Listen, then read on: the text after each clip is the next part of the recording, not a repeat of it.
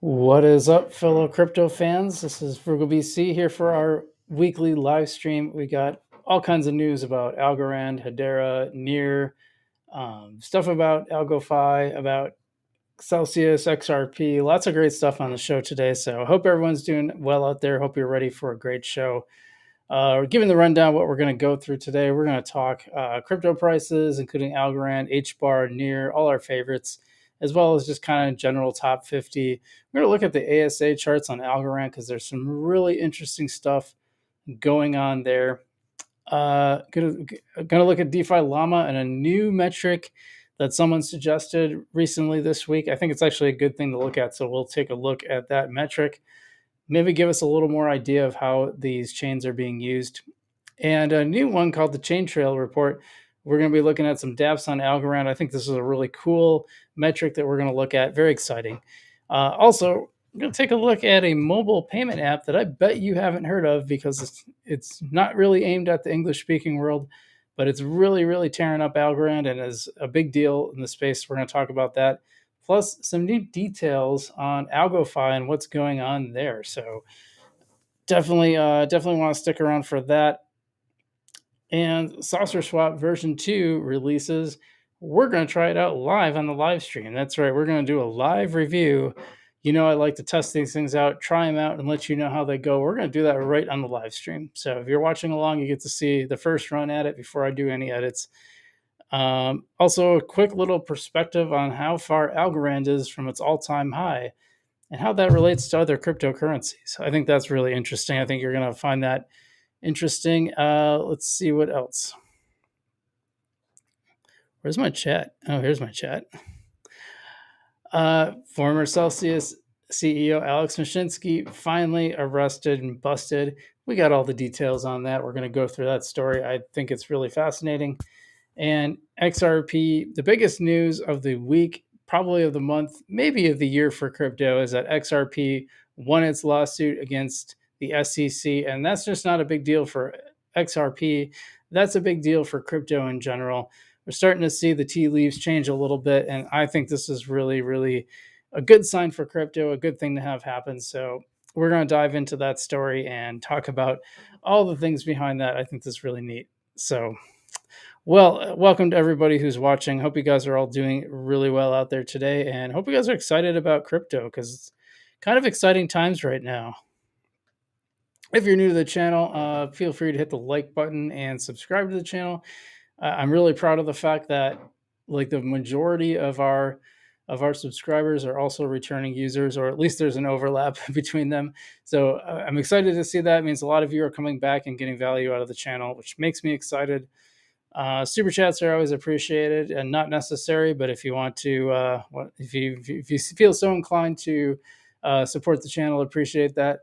Other ways that you can support the channel include, I got plenty of links down in the description of the video, stuff like Ledger, Lofty AI, stuff that I like personally. I don't put anything in there that I don't use and like personally. So if it's in there, you know it's got my my general thumbs up that I'm actually using it myself. So check those out if you want to support the channel or just want to find some cool deals in crypto. Let's get right into the prices because I think we got some good news here. So the goal on today's podcast is to not start talking about a tab that I have open without actually going to the tab. Interesting, on the fear and greed index, it is around neutral to slightly positive. I think the XRP news made a big difference there. Bitcoin had pumped up to about 31. It's back now to 30, been sitting there for a little while, as well as Ethereum at 1900. XRP is still way up. So that was like that good news really, really carried over. It also helped Cardano, really helped Solana. Here's the thing about Solana. It's not a great project. There's a lot of problems with it. I mean, just from the get-go, the founder said there were 8 million coins. Turned out there were 16 million. A lot of shady stuff going on. And you know what? It's a price mover. It's just a price mover. And people like it. People who aren't like knee deep into crypto a lot of times we'll gravitate towards this one. I'm not really sure why. I just simply won't touch it because I know it's a bad project, but that doesn't mean you can't make money in it. But I won't be doing it, just to be clear. Polygon a little up. Everything's up. Everything's just kind of a little up or a little down right now, except Bitcoin Cash. 12% down. That's pretty rough. Chainlink up a lot. Look at Stellar. Look at Stellar Lumens. Climbing almost 30% still. Yeah, you see some of them just didn't fall. They all kind of pumped at the same time, but some of them just didn't fall back as much. Yeah, my Cosmos doing okay, not great. Got a pretty good bag of Cosmos. Little Dow, Aptos, 11%. Yeah, so Hedera still up almost 10%, sitting at just a little over 5 cents. It had been in the 4-cent range for a while, so nice to see Hedera recovering. I like that. And Near Protocol still up 12%. Now I bought some of it at $1.71, but then I bought at some of the lower prices too. So I'm guessing that's right around my average, but I'm not 100% sure. By the way, a little important tip about Near Protocol right now: if you had your coins in the official Near wallet, that wallet is going away. You're gonna have to move it somewhere. I'm going to be doing a video on that when I figured out where to move my Near. And before I do that, I need to study some of the wallets. But for now, I'm just going to move them over to my Coinbase. I've had them unstaking, so hopefully they should be done unstaking pretty soon. I do have to point that out on Algorand. That stuff usually happens instantaneously. Yeah, the graph doing okay. Quant kind of even. Optimism doing quite well. Here's Algorand. Algorand, despite being up 9% on the week, has fallen almost 12% or almost 12 cents by the way, but it's fallen to 46 in terms of market cap, with stacks not terribly far behind. Actually, I'm not sure why it's 46 because Maker looks like it should be underneath. It is at 916 million in market cap, and Algorand is at 924. So I don't know if those just take a while to switch. I've never seen it like happen live where one moves up and the other moves down. It might have been just while we were, maybe it doesn't do that live, so if I refresh it, but I'm not going to do that right here. Otherwise, yeah, nothing too. Oh, look at Tezos back in the top 50. Nice to see. I used to own a lot of Tezos. I had Tezos before I had Algorand and Cosmos, and it's a pretty good chain. This was back in the day when you would just get money for you would just get staking on Coinbase without really caring much about the coins. All right, let's switch over to the ASA report here. Yeah, and Apple's doing really good. DeFi and chips number 1, DeFi number 2, down on the week. This is by volume, by the way. Actually, is it TVL?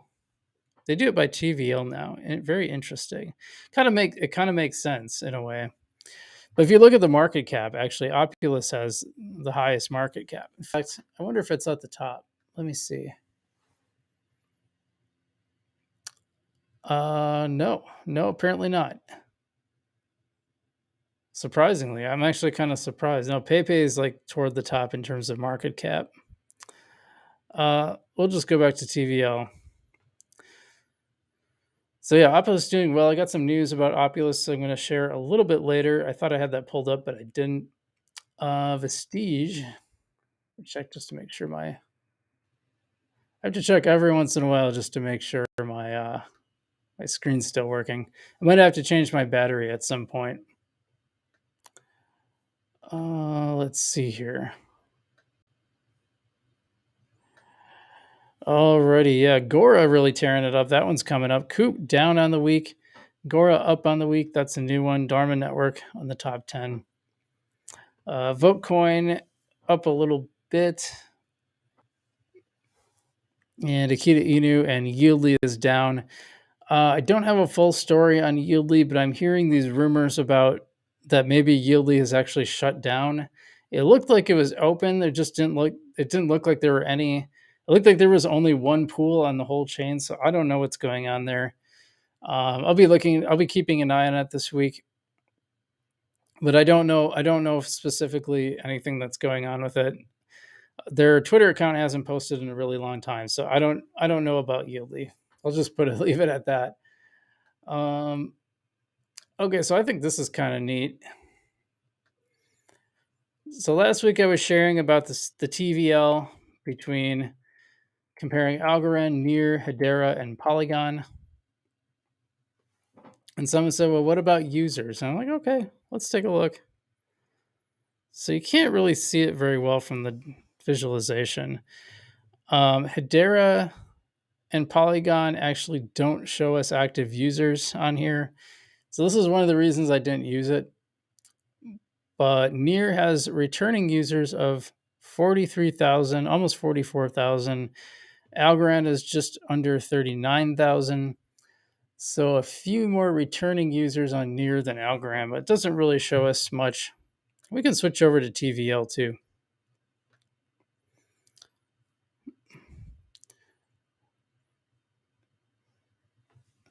TVL, of course, Polygon is at 970 million. Algorand's actually at 117, almost 118, which actually really isn't that bad. Comparatively, Near is around 34, just under 35, and Hedera is around 27. And I think that's really interesting because there's a lot of talk, and we have shared the talk about the transactions on Hedera. But a really important thing there is that a lot of those transactions are consensus based. So it's not quite comparing apples and apples when you talk about Hedera transactions versus Algorand transactions. It's not that that isn't important. That's an important part of what they do. It's just important to put it into context, I think. But that's what's going on with that. And you can see Polygon at one point was way up. If we take Polygon up, we can compare the other ones a little bit closer, because actually Near TVL had been way above Algorand and Hedera. And then with the crash, Algorand actually started surpassing.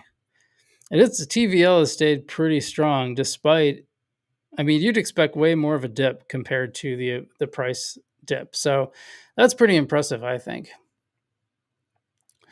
One more I want to show you. This is really cool. I just discovered this week. This is called Chain Trail, and they actually track dApps and a number of other things on Algorand. So the top dApp on Algorand this week was Zone, followed by Planet Watch, and then Fractal Monsters. Then something called the Applied Blockchain, which is an Oracle. I've never even heard of it. Followed by TravelX. And if we want to go to the whole top 10, AlgoFi Oracle's up there. I'm guessing that's going to be dropping as it drops. Then as AlgoFi winds down, Algorand Blockchain, Tiny Man, which is an AMM. By the way, I did look at Yieldly, and it has YAM coming soon. It has had that for like almost 2 years. That's just funny. Arbitrage Bot, never heard of it. And then Folks Finance, you all know Folks Finance is up there. So I think that's pretty neat to just kind of look at what's on top for the week. I wish they told a little bit more about this. Like, it says most active on a weekly basis. So it's this week. You can go back and look at past weeks, it looks like. Yeah, so for the past week, that's what's, and I believe it's in terms of TVL, but I'm not 100% sure, just number of transactions. But I think that's really neat. I think it's neat to see what is actually getting used the most on Algorand, and that gives us a sense, yeah, people are playing a lot of Zone. Very, very interesting. All right. Hey, Dustin, what's going on, brother? Good to see you, man. Very cool. Yeah, I'm always happy when people can make it to the live stream. I know it's not always an ideal time for people. I wish I had an open schedule and could do it whenever. But that's the way. Yeah, good to see you too, man. Yeah, appreciate you coming by. For sure. All right, so you guys may or may not know about this next one. This is a payment app operating on the Algorand blockchain. It's actually tearing it up. when I just showed that chart a moment ago with the top 10, this next one is actually just below it, but it's a huge payment, like a PayPal type of a app that's being used in the Middle East. It's called Hesab Pay. I apologize if I pronounced that wrong, but it sounds like a great payment rail, and we are going to look into that. What's going on? This is doing real world transactions in the Middle East. As some of you know, I was in the Middle East for the first time to cover Decipher in Dubai, and that's probably not going to happen this year. It's though I hear it's going to be in Europe, so maybe. And so look at that. So Hesab Pay is currently processing over 100,000 electric bills per month, 22,000 airtime, 268 million AFN. I think that's like an Afghanistan currency of P2P. That's just sending it to other people, and 365 million of P2 play as people to businesses, all on the Algorand blockchain, which is known for its security and reliability. So you might be going, hey, what's the deal with this? Let's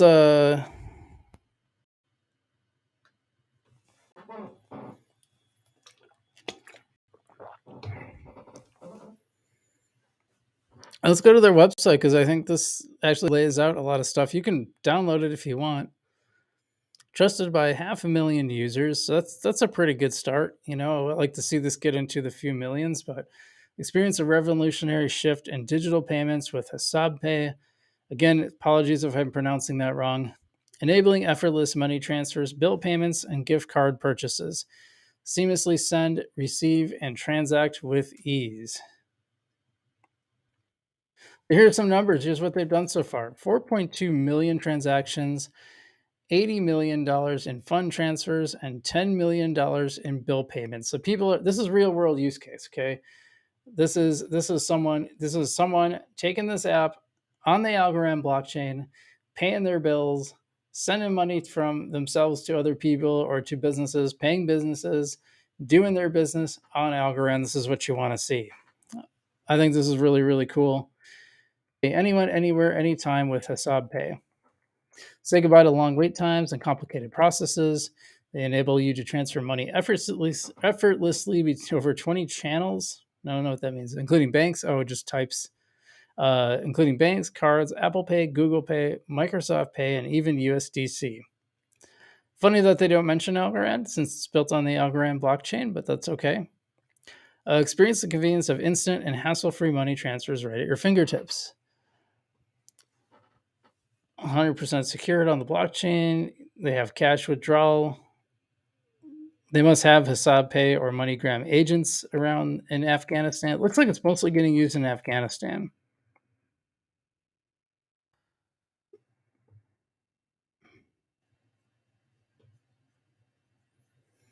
So apparently, if you have a phone, you can dial 580 pound on your phone and actually use it that way, which is crazy. You can actually do this right on, not even with a smartphone, but just a non-smartphone, just a regular phone. You can actually do stuff on it. It works that way too, which is kind of wild. I thought that was pretty cool. Of course, if you do have it, you can download it for Google Play and App Store, and the APK on for Android. So lots of options there. According to this, now here's something I feel like you don't want to do this. Like, you don't want cartoon images when you have testimonials like this. You want real people, but still, yeah, these so you can tell this is Middle East. These are definitely Middle Eastern names. So this is where this is happening. This one said, I'm going to keep this and simple. This app is absolutely amazing. It made our payments so easy and convenient without wasting time, just in seconds. I had a great experience using it as Pay. It works perfectly in my phone, Samsung A52, and I didn't have any lag or problem using the app. Hesab Pay was one of the fast, easy, reliable way for transferring and saving money. Bundle of thanks, Hesab Pay family. So that's that. I kind of like the marketing, so I just want to go through and look at some of these. Yeah, so just to bring a point, that's just to bring the point home that this is happening in the Middle East. Here's a video that's happening. All that cash. What a pain in the butt. Wouldn't it be easier if I just look, it's got a little thing, you just scan it, boom, done.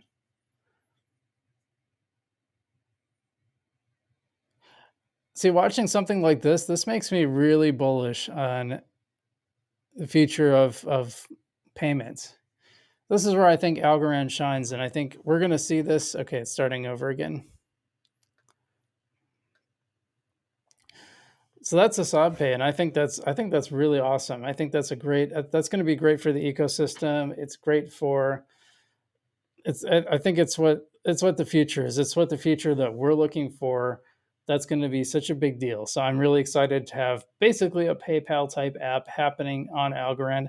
Now I hope that expands over here. I'd like to see something like that over here, either a US equivalent or even that app. Just made a. It looks like all the websites and stuff are in English and stuff, so you can read it. But yeah, I think that'd be really cool. So kudos. That's the kind of stuff that you want to see on Algorand. Dustin says, "What are you most bullish about on Algo? Stuff like this, actually. Funny that you bring it up. Stuff like this, exactly like this. This is what I'm looking at because I want to see like real world use cases, not JPEGs and half finished games. Like I want to see real stuff that we can use it for. And yeah, so Dustin says I'm definitely more bullish on Algo now that XRP won the case. I agree. I think we're going to talk about that later, so we're going to save that. But yeah, definitely good sign for everybody. All right, let me take a drink here.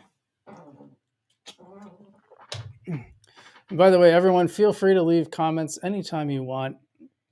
I usually wait in between segments to answer them, but you can always feel free to leave them, and I do get to everybody.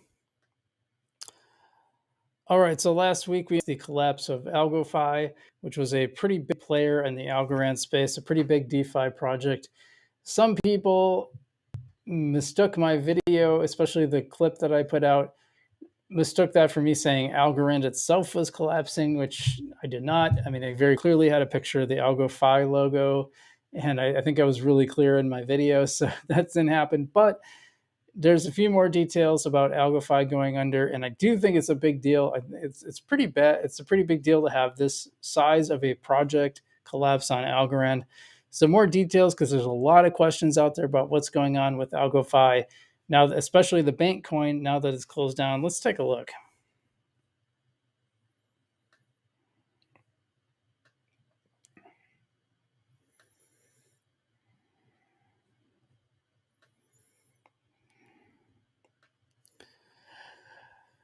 Okay, this is from AlgoFi's Twitter account, and they put something similar in Discord, almost the exact same thing. So, they apparently only allow certain people to, if they follow you, you can reply, or if you're mentioned. I don't think they follow me, no, and I don't follow them either. Following our announcement declaring our intent to wind down operations of the AlgoFi protocol, we have received a lot of feedback from the community. We'd like to thank the users who have wished us well, and we'd like to reiterate our appreciation to our users. However, we have noticed that there have been some false rumors circulating around the AlgoFi protocol governance token. We'd like to take a moment now to clear the air. The team and the company associated with AlgoFi never engaged in token sales to the community apart from test transactions in development. The team and company have not obtained material revenues from the sale of tokens based on a trading price or through trading platforms. Apart from the few trust transactions, all market trading of the AlgoFi governance token has been done in a peer-to-peer manner. For clarity, AlgoFi entered into SAFT agreements with institutional investors to fund the development of the protocol. These tokens were locked for a 1-year duration. Recently referenced on-chain transactions correspond to a return of funds as part of wind-down operations.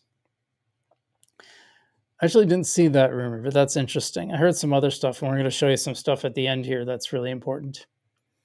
It is the company's understanding that no investor tokens were sold in accordance with lock obligations. I wonder what happens to those. All these people must have got tokens for investing. It's like, well, what do you do with this now? We could look at the price of bank too. Lastly, there's been talk of distributions made to AlgoFi from the Algorand Foundation in the amount of $4 million. And we talked about that. I think we talked about on the last show all the donations, how much grant money actually went out to all these different places. Approximately 450K was received through grant and investment from the foundation and was used to fund development of the protocol. The remainder constitutes the Aeneas program, in which all incentives were distributed to users of the platform. We thank the Algorand Foundation for their support of the DeFi ecosystem. If you made it this far, thank you again for your support of our endeavors, etc., etc. Yeah, they really believe in Algorand, blah, blah, blah.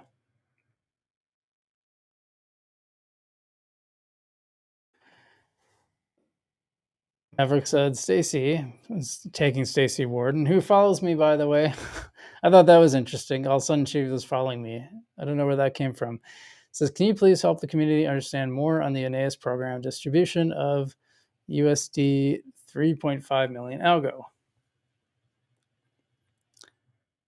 Considering the recent events with Ripple indicating a more favorable market, won't AlgoFi stick around to see how it plays out first? Wait for clarity on algo classification before shutting shop.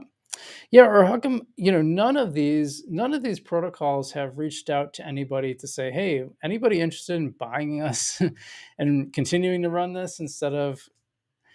I just don't understand why none of this is ever put up for sale. Like, usually when businesses shut down, they at least try to sell their properties. I'm like, why not?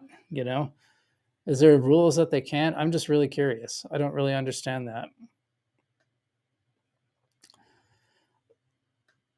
So I thought this thread was interesting, and I just want to share this about AlgoFi. It said, hello, AlgoFam. I hate to add to the drama, but like many of you, I was quite surprised to see AlgoFi shut down. I greatly appreciate the protocol. However, not only was I surprised by the shutdown, but I was confused by the subsequent data I was seeing. From on-chain data, it looks like VC backers are sending their bank allocations to the blank wallet. I'm not going to read all that. The E7J wallet. And then shortly thereafter receive USD from 2KK account. So he gives a bunch of examples. I'm going to take his word for it because I'm not going to be able to understand it. Each large deposit of bank was reimbursed with USDC at a rate of 0.1 cents USDC to bank. That is roughly 25 times more expensive than the market rate when AlgoFi announced it was shutting down. So they didn't really address this. They kind of talked about it a little bit, right? Let me just back up here a second.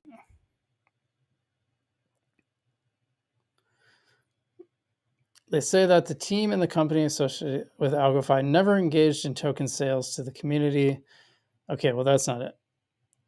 I'm trying to find out. For clarity, AlgoFi entered into SAFT agreements with institutional investors to fund the development of the project protocol. These tokens were locked for a 1-year duration, which is, I think it's been more than a year, right? Recently referenced on-chain transactions correspond to return of funds as part of a wind. Yeah, so that's what they're talking about. So with the wind down, they're paying back the investors. So investors are getting paid back.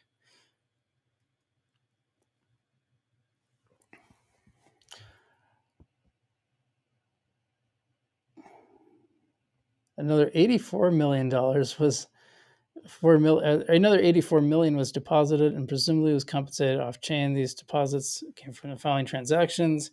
If these bank deposits were compensated at the same rate as the on-chain ones, something between 1.1 and 1.2 million may have returned to institutional money. So yeah, this is what happens when a business winds down. Usually there's sort of a chain of investors and who gets paid first. And the rule is retail is always going to get less. So if you're an institutional investor, you might have first position, second position, third position. So they're making sure their investors get made whole. And it sucks, but it is the way of the world.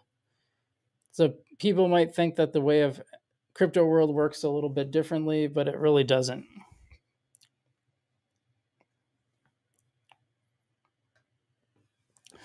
So great detective work on his part to pull that out. Daniel Schmidt.algo, good for you, but also like not totally unexpected.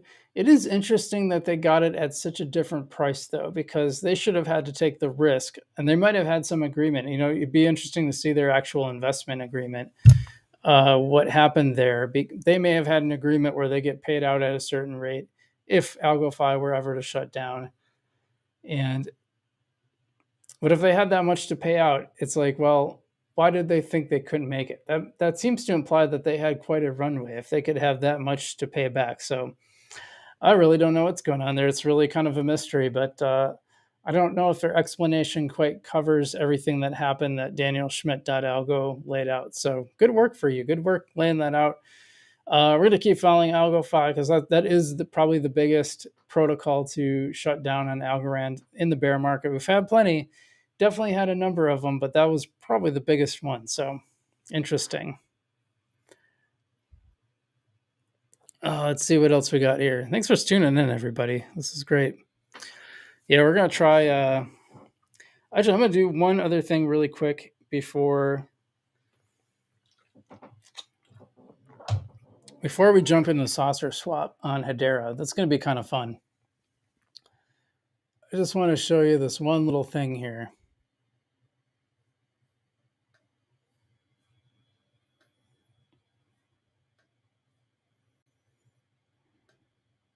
Nope, this one.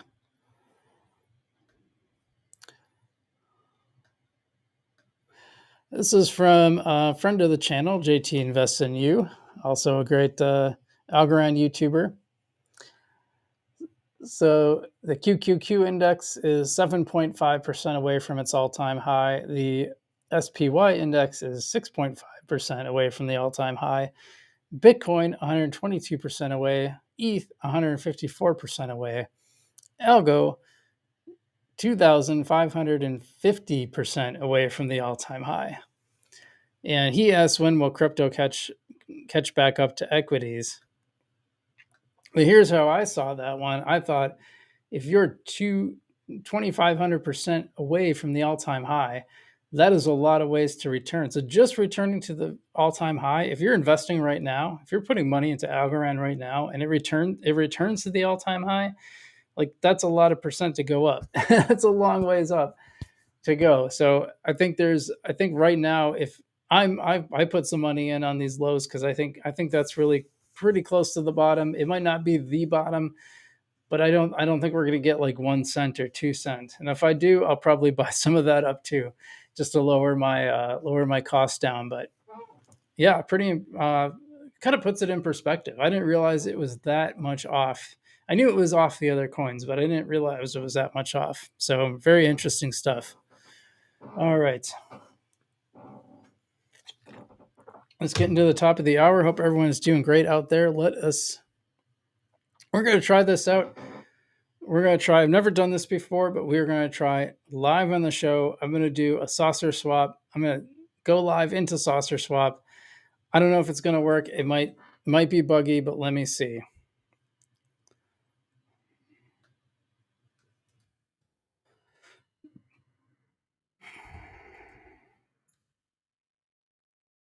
Give me a second to set this up.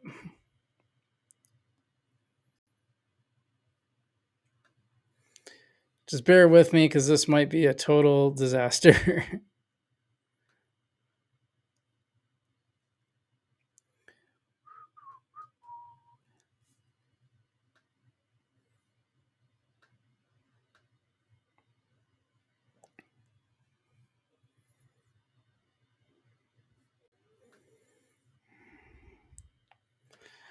Okay, here we go. We're going to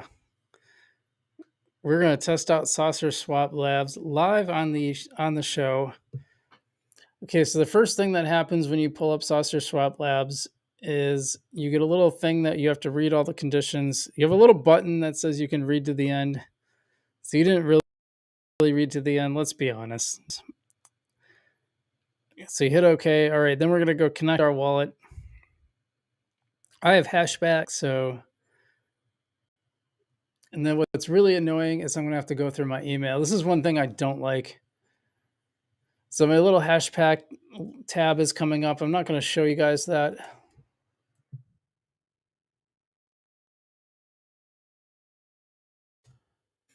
Here's what's gonna happen. It's gonna want me to go into my email, take a code, copy it out of there.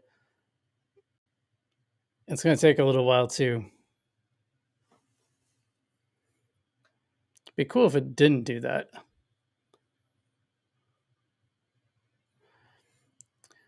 Okay, so it's actually telling me, in fact, I can show you guys this. Okay, so I'm connected. Oh, there's the thing. Okay.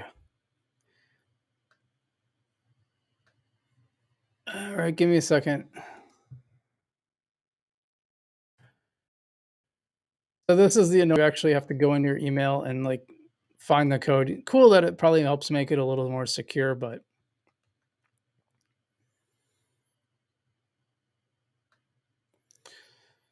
so you just have to bear with me.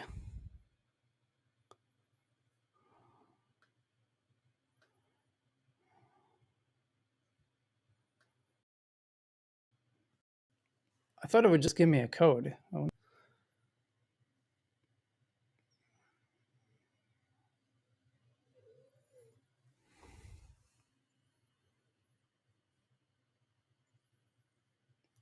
Oh, that was the code. Hold on.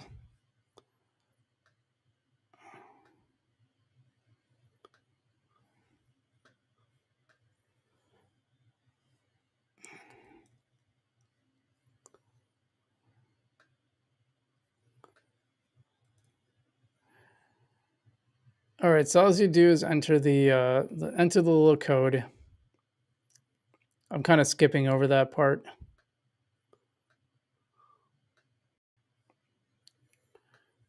Let me share the tab. Thanks for being patient.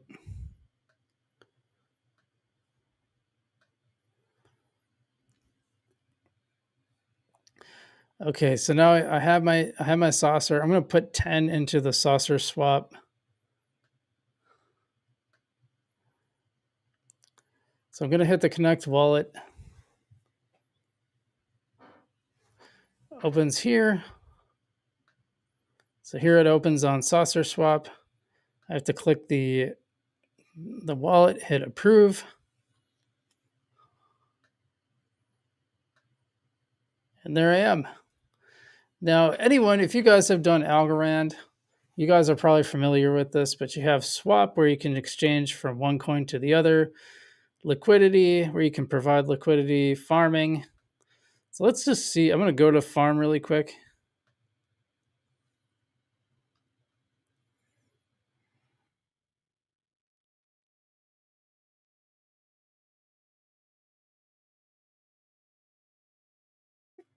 Okay, so I'm on farm. Stake your liquidity tokens here and earn sauce. Oh, here we go. So you can stake H bar and earn sauce. APRs are pretty good.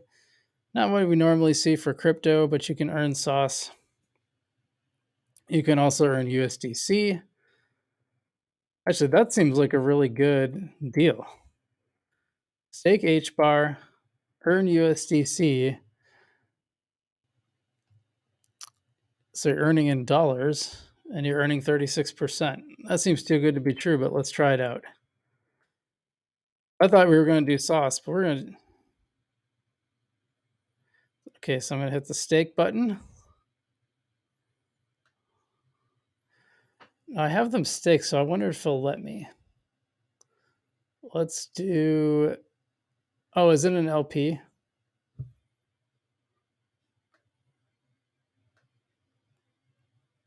Okay, I have to make the LP first. So first I'm going to go to swap. Yeah, I'm sorry, this is incredibly slow in this computer.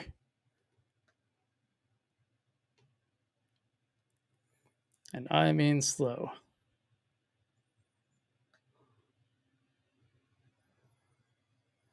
So far this is working just like, it seems a lot like Tiny Man with the more, more of a spacey alien theme, I guess, but pretty similar.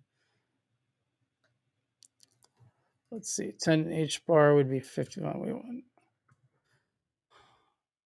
All right, we're going to do 100 H bar. Which gives us about 516. Okay. All the way down. I'm going to hit swap. This comes up. So first I have to associate the token, kind of like opting in on Algorand. Hit approve there.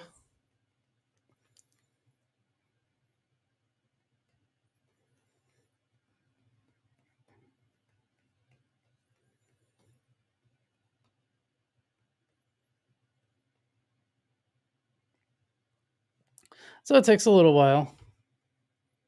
Success, done, cool. Execute the smart contract. Let's do that.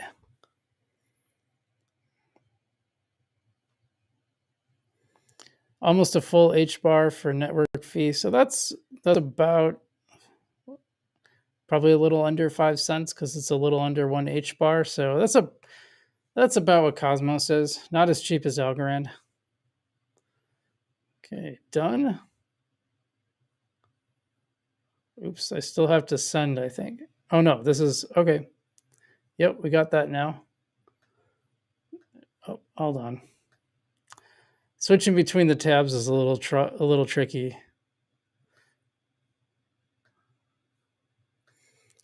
Okay, evac the saucer. Now we're going to go, I assume going to liquidity is what helps us pair it together.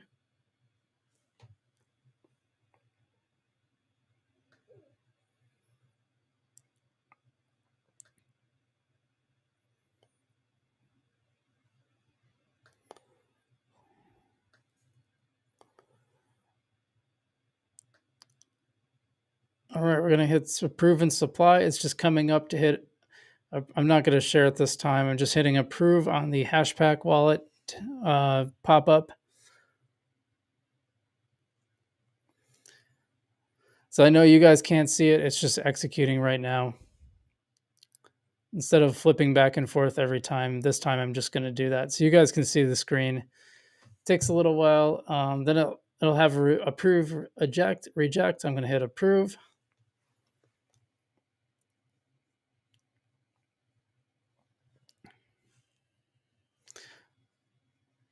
By the way, hello to everybody on Kick. If anybody's watching on Kick, I should pull that up while I'm waiting here.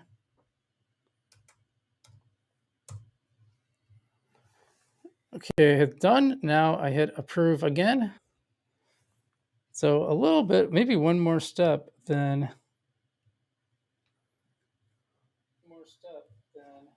Oop, there it's going. Is anybody watching on?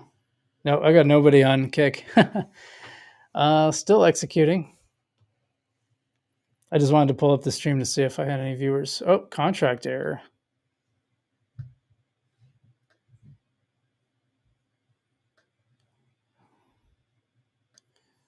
Well, that's a bummer.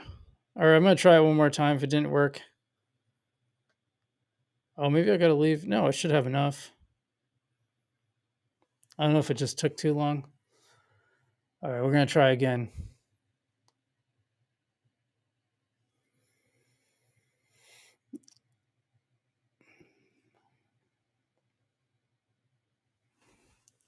Okay, that part worked. I'm going to hit. Let's make sure there's nothing I'm missing here. I don't see anything. Okay.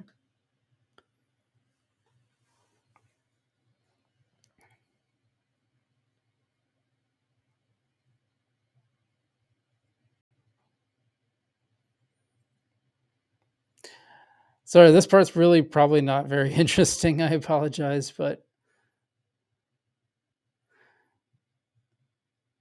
okay, execute smart contract. We're on the final step. Now let's see if it actually works this time.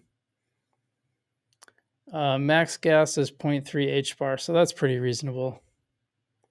Again, not as cheap as Algorand.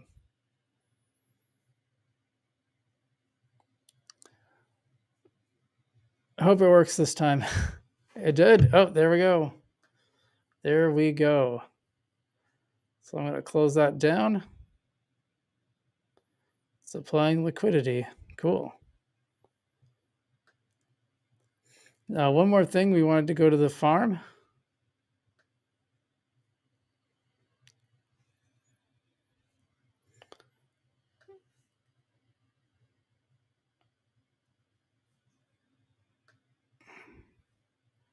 So just take a second here.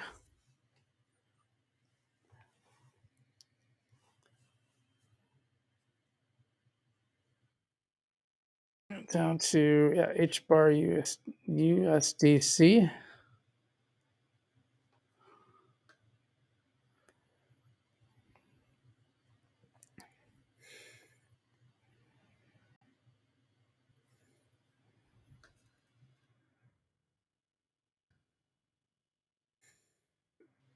USDC H bar. It max. There's our max, like we said. And it's popping up the hash pack window again. I'm not gonna, instead of just switching back and forth, and I closed it, so now I have to log back in. I really hope I don't have to do the whole I don't. Okay, cool. I don't have to do the email login again. That would be really annoying. So I'm hitting approve. This one's only 2 steps. The other one was 3 steps, so that's cool.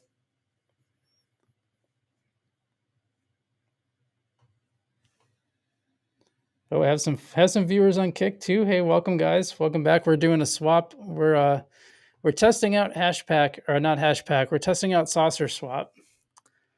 All right, I'm going to hit approve. And so this is a platform on the Hedera network, and you can earn APR just for staking coins. Cool. That's pretty good. That's it. You can view it on Hashscan if you want. And I think if we refresh this, we'll see that we have token staking. One of the things I liked on Cometa on Algorand is that it kind of gives you a real-time view of how it's going. So I want to see if that's doing that here. I like that. See, now my titles say Algorand HBAR Crypto News on Kick instead of.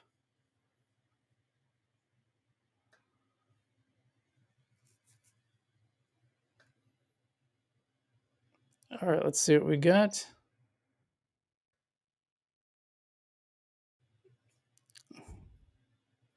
There it is, and there's what we're earning. Actually, we're earning sauce and HBAR. So I was mistaken. We're not earning USDC. We're earning sauce and HBAR as it stakes. Well, that's fun. Well, there you go. There's how Saucer Swap on Hedera HBAR actually works. It seems to go pretty well. Not as smooth as I think Tinyman is. It's a little bit slower. It's also not fair because it's on my slower computer, so it might be faster on a regular computer, but it seems to work very similar to the other ones I've seen. It seems to be a nice, clean interface. I like that. I really like when they have the rewards that you can see that you're earning in real time. I think that's really fun. And yeah, cool stuff. So good job, Hedera. I'm really have been continually impressed with Hedera with HBAR. I think they do great work. So this is a good step for Hedera. I'd like to see this, and I'd say this is up there with any of the Algorand DeFi apps as well. So very cool, very cool. All right. And by the way, for people who are watching me on Kick, feel free to leave a comment, and I answer comments throughout the live stream. I don't know if I've gotten a comment on Twitch yet. So, hey, Crypto for Change, what is going on? It says video quality is super clean. Yeah. Actually, so Crypto for Change. This is my film camera, and I figured out how to use it as a webcam. So I've been doing this for 3 months now. I was really excited. I can never figure out how to get it to work. But I found a YouTube video. There's like these really specific the steps that you have to take, and then it works. Like you have to start off on auto, but then you have to switch it to movie. It's a whole thing, and there's like a setting in the back that you have that's not super intuitive. So that's that. But yeah, I appreciate that because yeah, it is looking. I was really really happy the day I figured it out because I'm like, oh my god, this looks so good. Also, for anyone out there, Crypto for Change and anyone else, there's an app. If you want to test your mics, there's an app called Adobe Podcast. Two cool things that it does. If you have audio that's recorded, you can take your audio and run it through this thing, and it will spit out like really high level quality audio. I almost want to say studio quality, probably maybe not quite that good, but really good. I took like an iPhone recording from an interview I did and put it through there, and it sounded like a podcast. It sounded really good. Not like super duper good, but very impressive. So I would check that out. Oh, really? Crypto for Change says Adobe tried to charge me for looking at their products. Well, these two are free. And then, so the other side of it is they have like a mic test where you just pull up the website and you can do tests and they'll say like, oh, move the mic closer, put the gain up, that kind of stuff. So I played around with that a little bit. I think my audio is a little better on my mic now too. Oh man. Yeah. Two more stories. And then we'll see how I feel. Maybe I'll do some gaming news as well, but I'll have to like pull that up. And once again, welcome to my viewers on Kick. Very excited to have that going as well and have some viewers. Yeah, definitely check it out, Crypto for Change, for sure. All right, so it finally happened. Former Celsius CEO Alex Mashinsky arrested for fraud charges, among other things. I think we all knew this should have happened, but I think a lot of us just wondered, like, was he ever going to get arrested? This is crazy that he can get it. Oops, hit my mic here. It's crazy that he can get away with this. I mean, a year after all this happened, he was found, he was at cryptocurrency conferences, daring to show his face there. I couldn't believe it. I was floored. And BitBoy, good for BitBoy Crypto and for Tiffany Fong for following him around and making sure that they don't forget that, hey, there's people out here you screwed.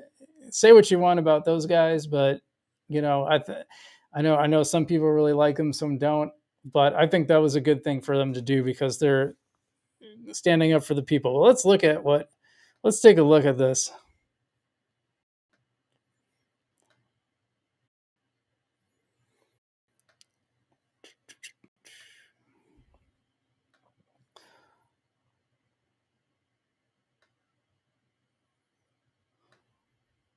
So this is how I found it from who else? CoffeeZilla. Well, he's got a great video about the rest, and I absolutely think you should watch it. It says, finally, Alex Mashinsky has been arrested for the Celsius multi-billion-dollar fraud and faces charges that could lead to a maximum of 115 years in jail. I'm going to talk about that because, yeah, but not really. From someone who has spent a lot of time covering criminal court, I can tell you he's not going to do 115 years, or is very unlikely to. Yeah, Celsius founder and former chief revenue officer charged in connection with multi-billion-dollar fraud and market manipulation schemes. Alexander Mashinsky, yeah, and that's just the whole thing. Which is from the U.S. Attorney's Office in the Southern District of New York. Yeah, so these are the charges here. He's 57. I didn't know that. So he's facing count one is security fraud, commodities fraud, wire fraud, conspiracy to commit fraud, market manipulation, and wire fraud. Another securities fraud, another market manipulation. Oh no, that is the first market manipulation, and wire fraud. Now another one of those. So they have these listed, the maximum potential sentences, 20 years, 10 years, 25, 20, 20, 20. I like that they're following AP style by spelling out numbers below 10 and then writing the numeral for anything 10 and above, like that. Must have been familiar with AP style. Anyway, so here's the thing to explain about this. Alex is probably not going to get 115 years, and the reason why is that now it's possible. It's not impossible. So they're not. He's not wrong when he says a maximum of 115. He theoretically could get that. It kind of depends on whether the judge makes these consecutive sentences or concurrent sentences. Concurrent would mean he'd be charged a certain amount of time for each of them, but he would serve them at the same time. And that is really common when all the charges kind of stem from one incident. Now, judges have a lot of latitude. So the judge could decide to throw the book at him and say, I'm going to stack these. So you're going to do them consecutively. So you're going to serve the 20 years, then the 10 years, then the 20 years, et cetera, et cetera.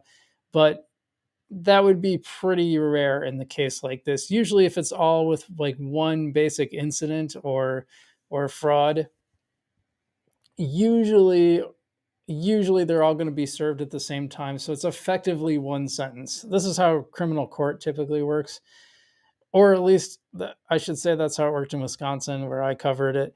So I don't know. Laws do vary by states, and that's important. Now, sometimes if something seemed like very, very different from the others, they could say this one sentence is actually concurrent or consecutive to the rest of them, meaning it will add on. But now the other thing to keep in mind with these types of stuff is the maximum sentence is rarely imposed. It's usually something short of that. I could see him easily getting 15 years, 10, 15 years would probably be a more reasonable amount. Not like I said though, it is 100% when they say 115 years max, even though that's unlikely, that is the maximum.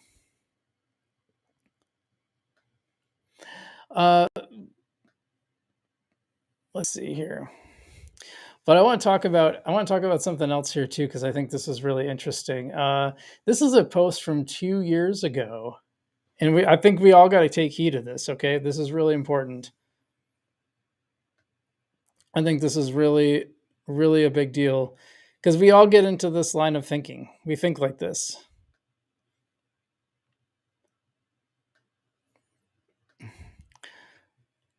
I don't know how I came across this, but this is I think because people are responding to it now. How likely is Alex Mashinsky going to pull an exit scam? This is on the Celsius network subreddit from back in, this is 2 years ago. Okay. How likely is Alex Mashinsky going to pull an exit scam? How likely is Alex Mashinsky going to pull an exit scam on us or get shut down due to regulation? Funny enough, neither of those two things happened. It turned out he actually went bankrupt. Sort of like what happened to Sam Bankman-Fried. And then the bankruptcy exposed the fraud. Now he did kind of exit as well. There's something about that too, but yeah, funny the two things that he wondered about didn't happen. See, the thing that concerns me is the terms and conditions. He clearly states that he is not liable if things go to shit, and that is not backed by FDIC, etc. So what I want to take now, let's keep in mind here, hindsight's 2020. I have money in Celsius, so I've defended Celsius in the past, so I'm not like casting stones. But this is a reminder to everyone. This is a reminder to me to think more critically about these different protocols. So bear that in mind when we read this, because it's really easy to judge them from the future, but also like it's a good reminder. Don't be so sure about yourself. Always have some level of doubt, I think. This person said, in my opinion, and apparently the user has since deleted their Reddit.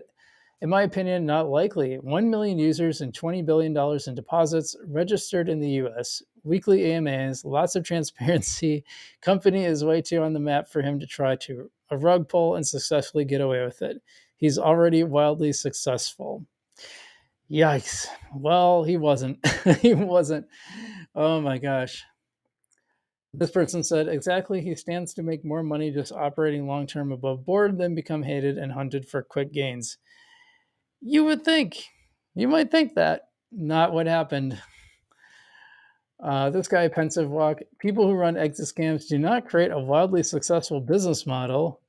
That is generating a lot of profit. Typically, exit scams are based on a lot of hype and little to nothing to show for it. They dangle a magical carrot in front of people with no intention of ever following through. Yeah, kind of like Bernie Madoff. Dude, he's like the crypto Bernie Madoff.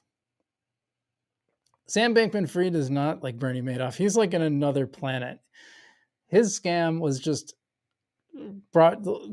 If you looked up the word audacious in the dictionary, I think you'd have a picture of Sam Bankman-Fried next to it, because that is just next level. This guy is very much Bernie Madoff style. It was a complete Ponzi, and I guess that's a successful business model till you get caught. And how could they? But here's the thing, though: how could they have stated this? How do you know what the profits are? You don't know. You're not looking at the profit and losses. It's not a public company, so you can't. That's one of the reasons I trust Coinbase, is because it's a public company. You know that's not a guarantee, but at least its books are open to the public. That's a big difference. They have to file regular public reports that anyone can go look up.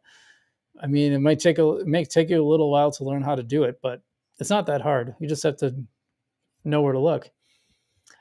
Alex has been around a long time. The very visible founder and CEO of Celsius Network is Alex Mashinsky. Prior to creating Celsius, he was best known as the inventor of voice over internet protocol. Yeah, I should have stuck to those paychecks, I think. So just listening to some of the AMA or interviews with him, really no need for him to rug. Whoops. Fair enough, he didn't exactly rug. There was never anything there in the first place. It was all smoke and mirrors. If you have more than 250 million, as he does, an exit scam is more hassle than it's worth. Can live well on $250 million. I guess he didn't think so. Let's see. This person said, I would say almost zero chance. He's rich beyond his wildest dreams, and like most CEOs, is able to fluff his big ego via Celsius and build a legacy. Someone thought, whatever this video is, they thought it would put you at ease. He is a true visionary. Oh, man. This guy is like, how likely is Alex going to pull an exit scam on us? In my opinion, you are wasting your time with this line of thought. Rarely do you have any idea it was coming until it does. Well, that's certainly what happened. I'm not saying it will, just that it's a waste of time to even believe for a minute that you could have any ability to predict it before it happened. Everything is fine until it isn't. Kind of true. This is not totally wrong. If this was to happen, he's talking about the second part where he says, or get shut down due to regulation. If this was to happen, unless there were massive holes in assets versus liabilities, which there was, a sudden slam dunk into the ground was the best option to stop hemorrhaging flash flow. This wouldn't be some total loss scenario. Oops. There would be a degree of sensible process winding down the loan book and maximizing return investors. Well, that is absolutely not what happened. Another positive, if anything, Celsius is an LLC, a limited liability corporation, actually. This means the buck stops with them, and Alex cannot be pursued personally for any debts if Celsius were to fail.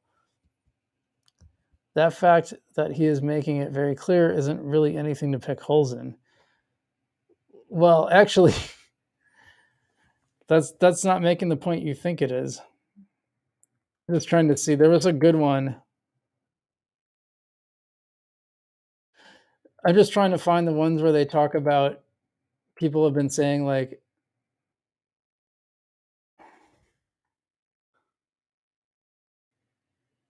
so now we're getting to the ones where people are here. This one person says, this aged like wine. He screwed everyone, billions lost. Oh, I thought there was more. I swear there was a really good thread. I guess I didn't find it. It seems here there's just someone who it seems to me Celsius is desperately trying to pull new users and their cryptos in with new promo codes. They're the only company that provides such big incentive. to existing users, and each day it's a cycle making this entire system a massive Ponzi scheme. Scary stuff. Well, Wild Up, you win the internet award today because you nailed it, buddy. And this other person said, a man who knows what's up. Said, yeah, I've been warning people everywhere. All I got was downvotes. LOL. Good for you, man. You saw it coming.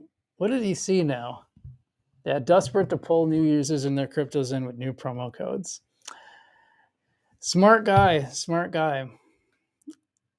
So again, the point of this isn't to be like, haha, look how dumb they all were. Because some of us were dumb too. I was dumb. I was a fan of Celsius in the beginning. I thought the explanation made sense that they were doing the mining, and the mining helped them pay out rewards. But it's fun. It's interesting to go to the past and see that attitude. And the reason we're doing that, like I said, is it's good to think, hey, where am I doing that today?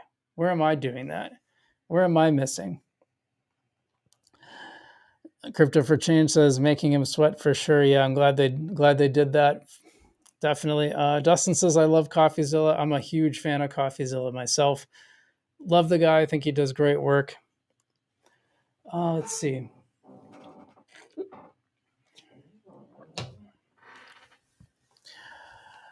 All right, one more story for you.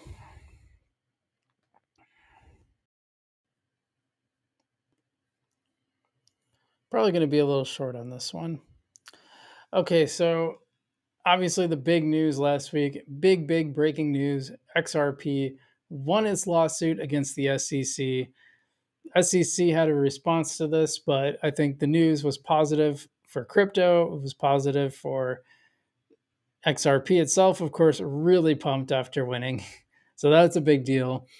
But I think it set some boundaries on the SEC. And as much as I want, this is where the SEC has failed us. They failed to go after Alex Mashinsky. They failed to go after Sam Bankman-Fried. They failed us with Bernie Madoff. They failed us in 2008. But they spend their time picking on people like XRP. If there's a real case there, then bring the case. Bring the regulatory clarity. We all want it. Everybody wants it. We want clarity. Bring the clarity. They just simply will not do it. But here's how the SEC got things handed to them. This is from Adam Cochran. I think he had one of my favorite breakdowns. Ripple case, here is the good and the bad. It was mostly very good for altcoins, and a surprisingly big win for XRP. First, the judge did decide that institutional sales fundraising was security. Therefore, having considered economic reality and totality of circumstances surrounding the institutional sales, the court concludes that Ripple's institutional sales of XRP constituted the unregistered offer and sale of investment contracts in violation of Section 5 of the Securities Act. So this is the one thing that went well for the SEC. They did have a rule a long time ago about not making ICOs. If you were in crypto in like 2016, 17, there were ICOs everywhere. Everyone was trying to sell their next coin, and you could get in on it. I bought Electroneum that way. I'm sure I have a wallet somewhere with completely useless Electroneum. It never did anything. So it goes on, but that the programmatic sale on exchanges didn't meet the third prong of Howey. So sales to users via exchanges were fine as long as it was through Overbook and not ICO, IEO, Launchpad type things. Bounties, investments, and others using XRP, grants using XRP, and transfers to execs in XRP, not considered securities. Overall, a huge win. XRP is one of the more centralized foundations with a key figurehead who had standard sales via exchanges, distribution programs. If those aren't securities, nearly nothing sold via exchanges in. Win for Algorand, win for Hedera, win for Near, all of those, all of our favorite coins. Moral, don't do institutional private rounds, sell via exchanges, distribute via protocol natively, and huge, Gensler, PS, if XRP isn't a security, clearly Bitcoin and ETH aren't either. Good luck on stopping ETH now, Gensler. And huge bleeping winner here is exchanges. If institutional sales, OTC, and direct token sale raises our securities, then all selling is going to flow through the public order books again. No more billions in convertible funding rounds early on. And that's good for us too, I think. Now, TBF, remember, to be frank, I guess. I'm really bad at acronyms, by the way. Now TBF, remember, this is the summary judgments, and so you can have this thing go further to trial and appeals, etc. It doesn't mean case closed, but it's a huge leap and win and well reasoned. There it is. that was the pump. Obviously, it's fallen back as we saw from the charts, but yeah, very interesting. And I thought you guys might find this interesting because the SEC actually responded. I don't particularly like what they had to say, but fair enough. We ought to take a look here.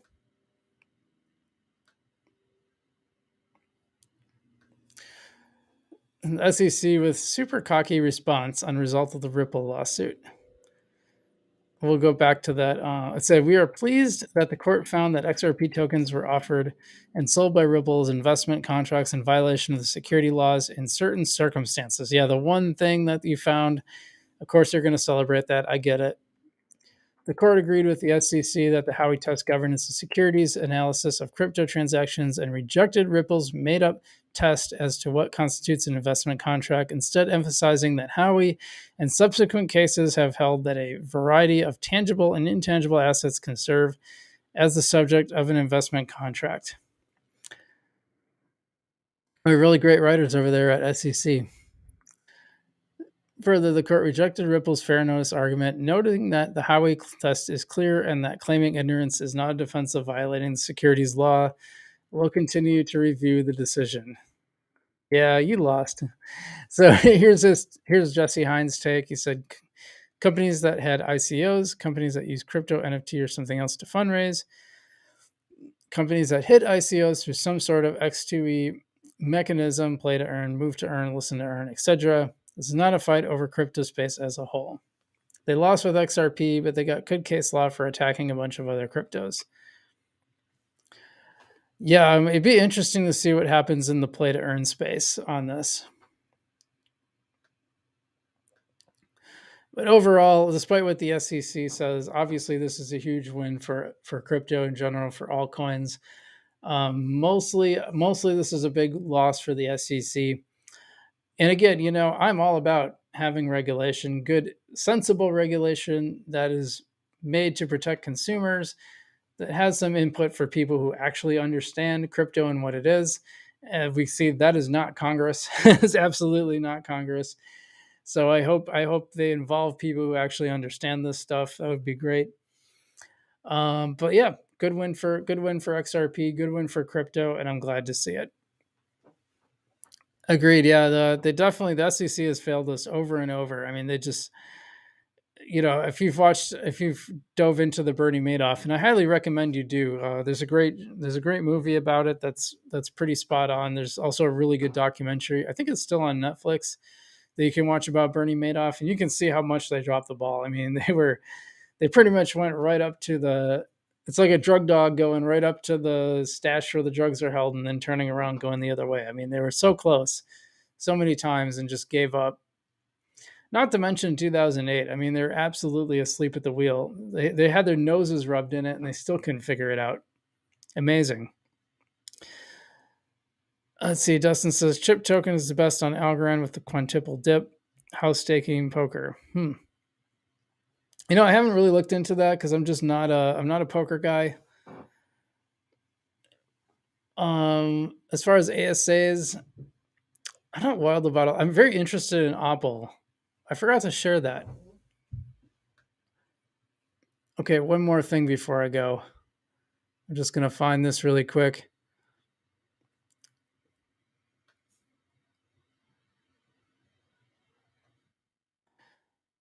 Da, da, da, da, da, da.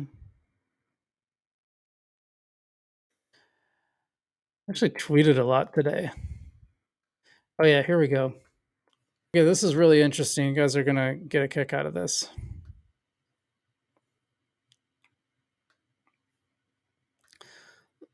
So this is the most viewed crypto, and this is all crypto. Okay, you got Litecoin, XRP. Look what is number 1, 2, 3, 6. Number 6 is Opulus. That's wild. By the way, it is up 24.7% on the week. So nice to see. I like when they have the 7-day chart because I think that's the most relevant. Opulus at 8 cents, almost 9 cents, is not that far from Algorand itself in price, which is pretty wild. But this is the most viewed crypto on CoinGecko in the last 24 hours. So Opulus, an ASA on Algorand, and I did confirm it is that Opulus. Number 6 out of all the coins. Now, fair enough. I don't know what the Roll Bitcoin I've never heard of. S Coin never heard of. I know, obviously, I know Litecoin, XRP. I don't know, not financial advice, but I get a kick out of the coin names. So, very cool. So I just thought that was kind of neat that Opulus was doing that well.